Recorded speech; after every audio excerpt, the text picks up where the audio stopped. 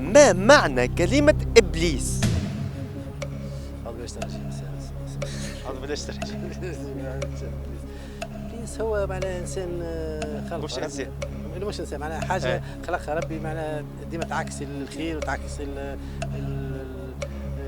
المصلحة وتعكس المتدين تعكس غلط. أي بون أنت أعطيتني مواصفات إبليس هكا ولا بون شنو يعمل هو بالضبط؟ أما نحكيو إحنا إبليس نعرفوا إنه الشيطان إبليس هكا ولا؟ لكن ما معنى كلمة إبليس؟ إبليس تقول إنسان يغر بالإنسان المعنى متاعها